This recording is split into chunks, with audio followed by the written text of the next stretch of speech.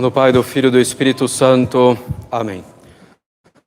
Maria, cheia de graça, o Senhor é convosco, bendita sois vós entre as mulheres, bendito é o fruto do vosso ventre, Jesus.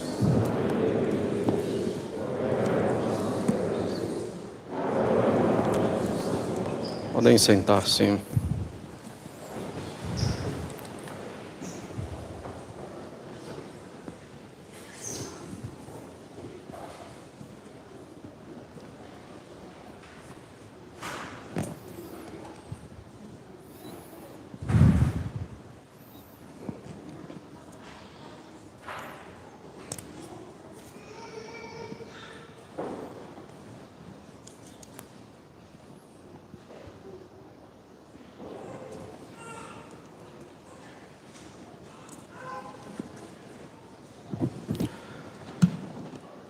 Bem, caros católicos, gostaríamos de, neste último domingo do Advento, o quarto domingo do Advento, o último antes do Natal, nos preparar bem para o nascimento de nosso Senhor Jesus Cristo. E de fato o faremos, porém, pelos caminhos que o próprio Deus designa, que são os melhores caminhos para nós. Aproveitemos então esses últimos dias do Santo Natal para nos dedicarmos à meditação da bondade do nosso Salvador, da sua humildade e do abandono que devemos ter em suas mãos, de toda a nossa vida, de todas as nossas ações. Porém, dada toda a situação em torno do rito romano tradicional, algumas coisas precisam ser esclarecidas também historicamente e teologicamente. Vejamos então alguns pontos, de maneira simples, como pertinente a um sermão. Primeiro, faz-se muitas vezes uma analogia entre a ação do Papa Paulo VI e a ação do Papa São Pio V.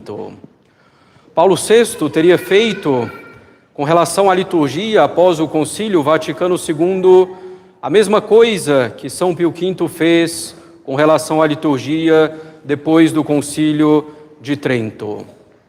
Factualmente, historicamente, isso não corresponde aos fatos. Historicamente, factualmente, é uma mentira. São Pio V não mudou o missal já existente, mas simplesmente o restaurou em alguns pontos. São Pio V não proibiu os ritos anteriores, se esses ritos tivessem mais de 200 anos de uso na Igreja. São Pio V não reformulou todo o lecionário ou o calendário, nem introduziu tampouco outras orações eucarísticas. Não mudou o ofertório da missa.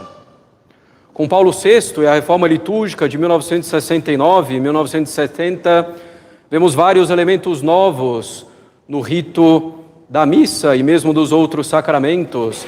Vemos várias orações eucarísticas sendo implementadas. Vemos a proibição prática do rito anterior, a extinção do ofertório do rito romano, a reformulação do lecionário, até mesmo com um ciclo de 3 anos, entre tantas outras coisas. Mudanças, claro, que não tornam a missa nova inválida. A consagração efetivamente ocorre nela, deixemos isso claro.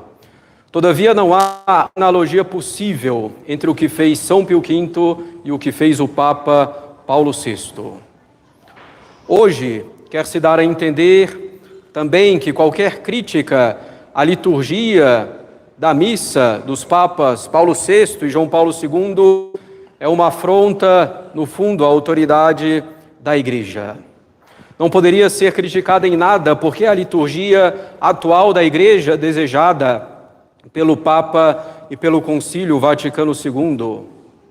Ora, para chegarmos a essa liturgia reformada, é porque criticaram duramente a liturgia romana tradicional em seu tempo.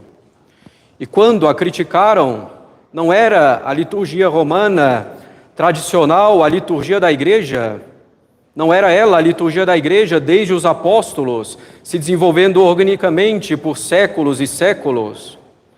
Não era a liturgia desejada pelos papas e pelos concílios, e por assim dizer, canonizada pelo Concílio de Trento? Porque a liturgia tridentina pôde ser criticada até se chegar a uma reforma drástica, e essa mesma reforma, fruto de trabalhos em escritórios, como dizia o cardeal Ratzinger, não pode ser criticada em absolutamente nada. Há aqui uma incoerência muito grande, é irracional. Tanto é assim que o próprio cardeal Ratzinger o fez, o cardeal Stickler, os cardeais Ottaviani e Batti, o próprio cardeal Lustiger, antigo arcebispo de Paris, que não era em nada um defensor da missa tridentina, dizia: cedemos ao fascínio racional. Na reforma litúrgica, cedemos ao ímpeto da modernidade, eliminando demasiados ritos, acreditando que eram pagãos, que não significavam nada, que devíamos dar lugar a uma nova linguagem ainda a inventar, especialmente para os jovens. Mas essa nova linguagem pode ser muito decepcionante quando ela não tem nenhuma dimensão histórica e escatológica. Tem havido muita tendência de pensar que reformar significa arrancar raízes e reinventar tudo do zero. Assim dizia o cardeal Lustiger a propósito da reforma litúrgica. O fato de o rito novo ser criticável em algo não depende da vontade de alguém, depende do próprio rito, e isso não muda. O que de fato não é propriamente criticável é o rito romano tradicional que se desenvolveu por séculos, rito que ergueu a cristandade, rito que formou inúmeros santos a partir das suas orações, das suas cerimônias. Sejamos ainda claros, caros católicos, não é possível proibir de maneira geral a missa no rito romano tradicional, nem os outros sacramentos nesse mesmo rito. O cardeal Ratzinger citava o cardeal Newman, que disse o seguinte: a Igreja, em toda a sua história, nunca aboliu ou proibiu as formas litúrgicas ortodoxas, quer dizer, que professam a verdadeira fé. A Igreja, em toda a sua história, nunca aboliu ou proibiu as formas litúrgicas ortodoxas, o que seria completamente estranho ao espírito da Igreja. Uma liturgia ortodoxa, isto é, aquela que expressa a verdadeira fé, nunca é uma compilação pragmática de várias cerimônias das quais se poderia dispor de maneira positiva e arbitrária, hoje assim e amanhã de outra forma. Assim dizia o cardeal Newman. Proibir uma liturgia que se desenvolveu e se desenvolve organicamente ao longo dos séculos foge ao poder de qualquer autoridade, foge mesmo ao poder do Papa ou de um concílio, que não tem mais poder do que o Papa só, inclusive, foge de qualquer outra autoridade. É impossível abolir um rito assim, porque seria, no fundo, ir contra a natureza da própria Igreja. Outro ponto, caros católicos, de que se fala muito, é que a missa tridentina prejudica a comunhão eclesial. Ora, a missa tridentina edificou a comunhão eclesial durante mais de 1000 anos. Como ela poderia agora destruir essa comunhão? A não ser que tenham mudado a concepção de comunhão eclesial em suas cabeças. Se mudaram a concepção de comunhão eclesial, aí está o problema. Nessa mudança de visão de comunhão eclesial, entendida muito mais como estar juntos do que a comunhão realmente na fé, na hierarquia, nos sacramentos. Dizer que a missa tridentina atrapalha a comunhão eclesial é dizer que se mudou a concepção de comunhão eclesial para colocá-la simplesmente na concelebração no mesmo rito e no rito reformado. Ora, ao longo da história da Igreja, a concelebração nunca foi uma prática tão difundida e jamais foi o parâmetro para definir comunhão eclesial. Disse ainda, caros católicos, que a missa tridentina não corresponde à eclesiologia renovada pelo Vaticano II. Temos um problema. A missa tridentina corresponde a eclesiologia quer dizer a noção de igreja de quase 2000 anos de igreja. E ela não corresponde à eclesiologia dos últimos 60 anos. Há um problema com a missa ou haveria um problema com essa eclesiologia renovada? Isso seria dizer que a eclesiologia renovada não corresponde à eclesiologia de sempre, e aí sim temos um problema. A visão de igreja não pode ser assim mudada. A igreja permanece e permanecerá a mesma desde a sua fundação, com a mesma natureza, com a mesma hierarquia, com a mesma finalidade. A missa tridentina corresponde sim à natureza da igreja, e isso para sempre. Todas essas questões, caros católicos, que mencionamos aqui de maneira muito breve, rápida, que mereceriam mais desenvolvimentos e nuances, todas essas questões não dependem da vontade de uns ou de outros. Não podemos viver do voluntarismo ou da arbitrariedade, do simples eu quero isso, eu quero aquilo. Uma hora a missa tridentina é um tesouro a ser difundido por toda a igreja e jamais foi abolida, as palavras de Bento XVI. Em outro momento, é uma missa com concepção deficiente de eclesiologia, deficiente de comunhão eclesial e que deve aos poucos ser abolida, pois a única lei de oração na igreja seria a liturgia reformada pelo Papa Paulo VI. Isso não existe, é preciso considerar a realidade das coisas. E a realidade dentro da doutrina católica, dentro da natureza da igreja que não muda, é o que mencionamos acima. Não se pode adaptar a liturgia e a doutrina da igreja ao homem do momento, às filosofias do momento, às visões de mundo do momento. É preciso que o homem se adeque a Deus, que é eterno e imutável. É preciso que o homem se adapte à palavra de Deus. A liturgia tridentina leva em conta perfeitamente a natureza humana para elevá-la, natureza humana que também não muda. Não podemos viver, caros católicos, sob o império da irracionalidade. O Papa é o Papa e devemos a ele todo amor como a um pai, mas também o poder do Papa tem limites pela sua própria natureza dentro da igreja, e isso é doutrina da igreja. Para os católicos, nesses dias agitados e de confusão, lembremos de não cair no medo, nem mudar em nada o que professamos até aqui, em nosso apostolado, em nosso instituto, recordando o princípio da tradição católica ensinado por Santo Inácio de Loyola: em tempo de tribulação não se devem mudar os propósitos. Também deixou o princípio na isolação, aproveita muito alongar-se mais na oração e na penitência contra a própria tribulação, e aproveita muito também praticar a virtude diametralmente oposta. Longe de nós qualquer tipo de revolta, longe de nós também qualquer concessão a um orgulho. Então isso significa sermos fiéis a nossos estatutos do Instituto Bom Pastor, que dizem que o rito romano tradicional é nosso rito próprio e exclusivo. Significa também que devemos rezar, fazer alguma penitência na intenção da missa tridentina. Para nós, padres, significa também perseverar em nosso sacerdócio, tal como recebemos da igreja, para a missa e para o rito tridentino. A decisão de permanecermos firmes naquilo que é romana tradicional, a manutenção da mesma doutrina de sempre, a manutenção da tradição católica, não é apenas um bem para o nosso instituto e para nossos apostolados, mas acima de tudo é um bem para a igreja. Porque quando os caminhos se tornam incertos e às vezes claramente perigosos, se requer mais do que nunca uma referência segura num caminho. Uma referência que seja como a rocha sólida sobre a qual está construída a obra evangelizadora. E essa referência é a sagrada tradição católica.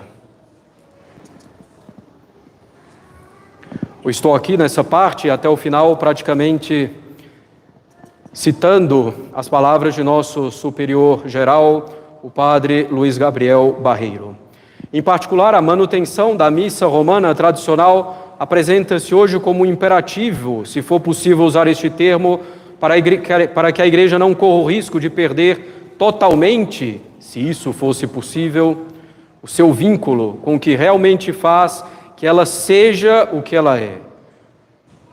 Ou seja, aquela que transmite fielmente o depósito que recebeu de nosso Senhor Jesus Cristo. Não devemos, então, mudar os nossos estatutos, e isso por amor à Igreja, por fidelidade a este tesouro da tradição católica, a este tesouro da liturgia católica e por fidelidade à própria Santa Sé e ao Santo Padre. Não podemos aceitar que sejamos acusados de que nossa fidelidade à missa de sempre é uma infidelidade à Igreja ou à Santa Sé. Seria absurdo.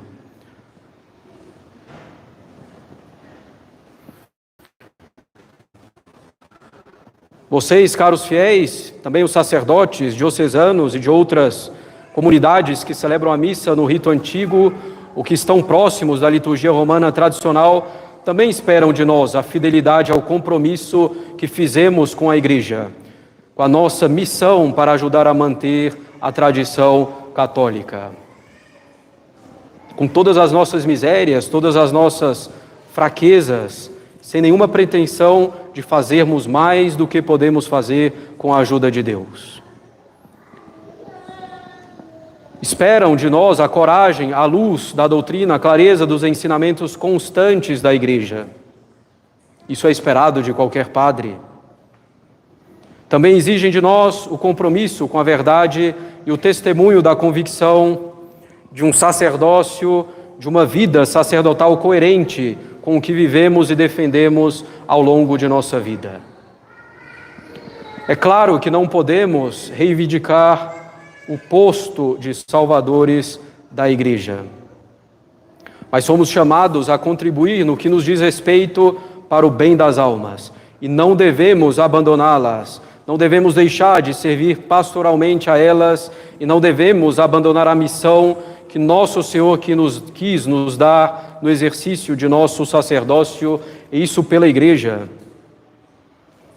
De fato, a finalidade geral do Instituto nos nossos estatutos é a perpetuação do sacerdócio de Jesus Cristo recebido da tradição da Igreja.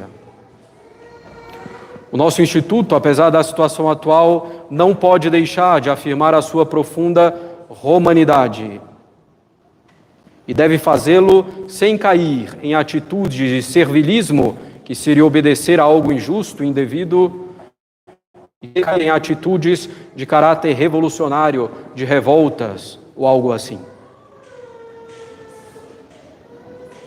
Sejamos então fiéis à tradição católica, continuemos nosso trabalho de apostolado sem nos amedrontar com as dificuldades. Aprofundemo-nos cada vez mais na aquisição deste exercício do sacerdócio na tradição doutrinal e litúrgica da Santa Igreja, como nos diz os nossos estatutos.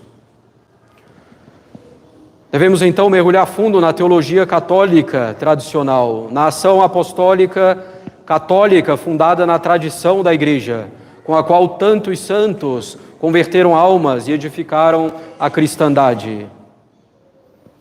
Devemos mergulhar fundo na espiritualidade católica de sempre, que transmitiu com fidelidade a doutrina do coração do bom pastor, nosso Senhor Jesus Cristo. Devemos mergulhar fundo na riqueza da liturgia transmitida há tantos séculos. Isso não significa, em hipótese alguma, cair em uma nostalgia do antigo, mas, pelo contrário, é beber da fonte primeira, que é o que nosso Senhor Jesus Cristo quis dar à sua Igreja desde o início, ao longo de toda a sua vida, respondendo aos desafios de cada época a partir da firmeza da rocha sólida da tradição católica. E aquilo que nosso Senhor deu no início, Ele garante que seja transmitido até o fim dos tempos. É tempo agora, caros católicos, mais do que nunca, de trabalharmos unidos pelo bem comum da Igreja e de nosso Instituto. Devemos permanecer em nossas convicções sobre a tradição católica.